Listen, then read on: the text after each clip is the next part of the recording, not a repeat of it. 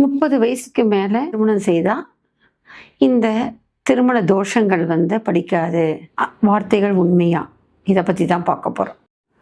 சமீபத்தில் ஒருத்தருக்கு ஒரு மகளுக்கு ஜாதகம் பார்த்தேன். கிட்டத்தட்ட 32 வயது ஆறுது.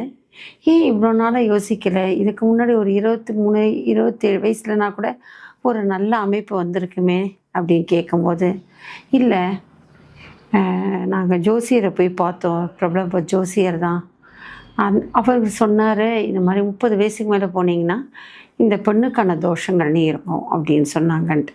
அதாவது சுக்கிரனோட ராகு கேத்துக்கள் இருந்தாலோ, சனீஸ்வர பகவான் இருந்தாலோ, பாவகிரகங்கள் இருந்தாலோ, அதே போல் திருமணம் 7ஆம் வீட்டுக்குரியவர், 7ஆம் வீட்டுக்குரியவருடைய இதே போல் ராகு கேது சனீஸ்வர பகவான் செவ்வாய் போன்ற பாவகிரகங்கள் இருந்தாலோ, அல்லது 2 4 7 8 12 இதே போல் செவ்வாயும் சுக்கிரனும் இதே போல் பாவகிரகங்கள் பாம்பு கிரகங்கள் சேர்க்கை இருந்தாலோ, இந்த மாதிரி இந்த செவ்வாய் தோஷம், கலத்திர தோஷம், இந்த மாதிரி மாங்கல்ய தோஷம், இந்த மாதிரினா இருந்தோம் அப்படின்னா 30 வயசுக்கு மேலே கல்யாணம் பண்ணுங்க, உங்களுக்கு அந்த தோஷம் பலிக்காது அப்படின்னு சொல்கிறாங்க.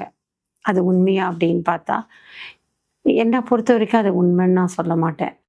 ஏன்னு என்று சொன்னால், தோஷங்கள் என்பது முந்தைய பிறவியினுடைய கர்மா.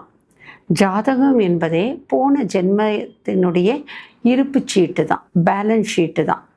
நீங்கள் பார்த்தீங்க அப்படின்னு சொன்னால், அஸ்வினி நட்சத்திரம் கேது தசை இருப்புன்னு சொல்லி போட்டிருப்பாங்க. பரணி நட்சத்திரம் சுக்கிரன் தசை இருப்புன்னு போட்டுருவாங்க. கிருத்திகை நட்சத்திரம் அப்படின்னும் போது செவ்வாய் தசை இருப்புன்னு சொல்லி போட்டிருப்பாங்க. இது மாதிரி எந்தெந்த நட்சத்திரத்துக்கு உண்டான தசைகள் வரும்போது இருப்புன்னு போடுவாங்க. அப்போது அந்த தசைக்கு இருப்புக்குரிய காலங்கள், முந்தைய காலங்கள் அது கடந்திருக்கும். அந்த இருப்பு தசையோட முற்பிரியோட இருப்பு தசையில் தான் நம்ம பிறந்திருப்போம். அதே போல தான் நம்மளோட ஜாதகம் என்பது போன ஜென்மத்தினுடைய அமைப்பு. விட்டக்குறை தொட்டக்குறைன்னு சொல்லுவாங்க. அதை தான் இதில் தொடரும். அந்த கர்மாக்கள் தொடரும். உச்சியிலேருந்து உள்ளங்கால் வரைக்குமே ஒவ்வொரு ராசிக்கும், ஒவ்வொரு பாவத்திற்கும், ஒவ்வொரு உடல் உறுப்புக்கும் ஒவ்வொரு கோள்கள் இறங்குவது போல் வயிற்றில் இருக்கும்போதே அந்த ஒவ்வொரு கோள்களுடைய ஆதிக்கத்துக்கு ஏற்பாக தான் உடல் உறுப்புகள் வளரும். அதே போல் இந்த 12 ராசிகளுக்கும் வாழ்க்கை அமைப்பை அவர்கள் சித்தரிச்சிருக்காங்க. இன்னைக்கு ஜாதகத்தின் மூலமாக, அந்த கணிதத்தின் மூலமாக எந்தெந்த கோள்கள் எந்தெந்த பாகை அளவில் எந்தெந்த ராசிக்குள்ள இருக்குன்றத நம் முன்னோர்கள் சொல்லியிருக்கார்களோ, அதே பாகை அளவில் தான் இன்றைக்கும் கோள்கள் சுற்றி கொண்டிருக்கின்றன.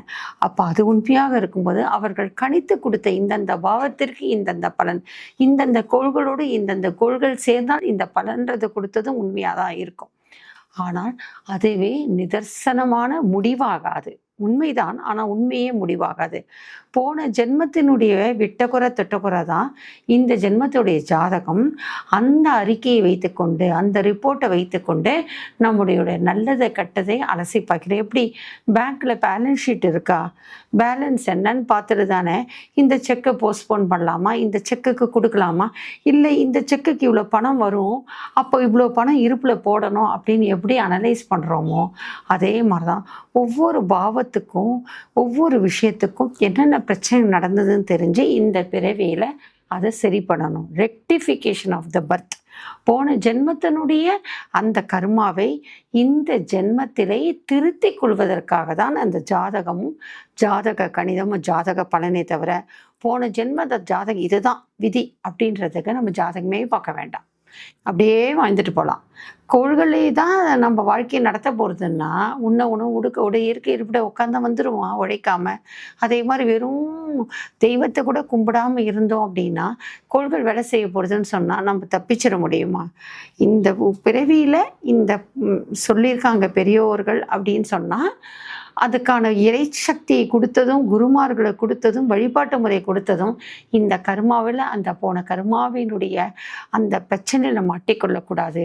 அதிலிருந்து துன்பக்கடல்லேருந்து மீண்டு வெளில இந்த மந்திரங்களும் தெய்வங்களும் நம்மளோட ஒழுக்கமுறையான வாழ்க்கையும் உண்மையும் உழைப்பும் நம்மளை காப்பாற்றுன்றதுக்காக தான். அந்த அடிப்படையில் தான் இருக்கும். அப்போ போன ஜென்மத்தோட தோஷம் 30 வயசுக்கு மேலே வராதுன்னு சொல்ல முடியாது.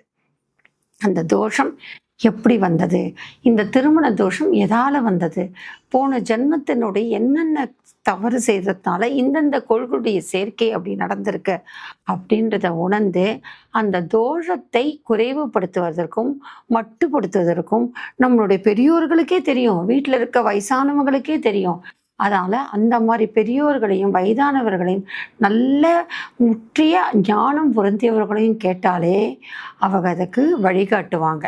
இப்போ சர்ப்பதோஷம்ன்றது புத்த அடிக்கிறதாலயோ, புத்த கலைக்கிறதாலயோ, நாகத்த அடிக்கிறதாக மட்டும் இல்ல. கணவன் மனைவியை பிரிக்கிறது, கு கு கூட்டு குடும்பத்த கலைக்கிறது, மாற்றான் மனைவியை விரும்புவது, மாற்றானுடைய கணவனை விரும்புவது, இதெல்லாம் கூட இந்த சர்ப்பதோஷம் வரும். இதெல்லாம் தான் கலத்திர தோஷம் வரும். இதெல்லாம் தான் திருமண தோஷம் வரும். இதுதான் மாங்கல்ய தோஷத்த கொடுக்கும். எல்லாம் இருக்கு.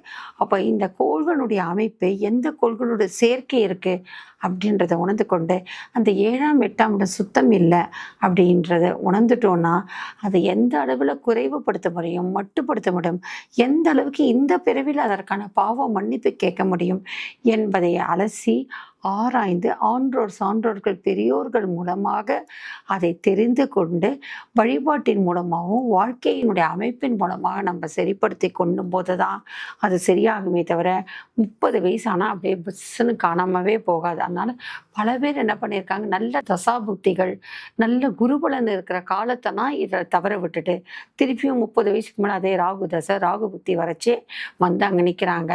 இந்த லவ் மேரேஜா அதை தப்பிக்கிறதுக்கு 30 வயசுக்கு மேலே கல்யாணம் பண்ணிக்கிறேன்றாங்க.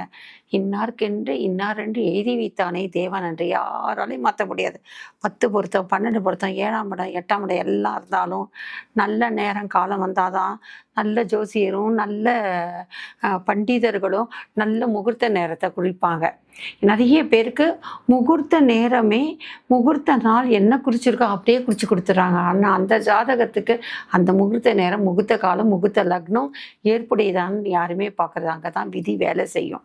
அதனால தான் நம்மளோட விதியை மதியால் வெல்லலாம் என்று என்ன சொன்னால், நம்ம மதின்றது என்ன என்று சொன்னால், போன ஜென்மத்தில் நம்ம என்னென்ன தவறு செய்தோம், இந்த ஜென்மத்தில் நாம் பிறந்து என்னென்ன தவறு செய்தோம், அல்லது இந்த பெற்றோர்கள் முன்னோர்களுடைய தவறுகள் என்னன்றதை உணர்ந்து அதை மதியால் யோசித்து இறைவனிடம் சரணடையும் போது அதற்கான வழி கிடைக்குமே தவிர 30 வயசு தாண்டின பிறகு அந்த தோஷமே போயிடும்ன்றதையெல்லாம் ஏற்புடைய கருத்தல்ல.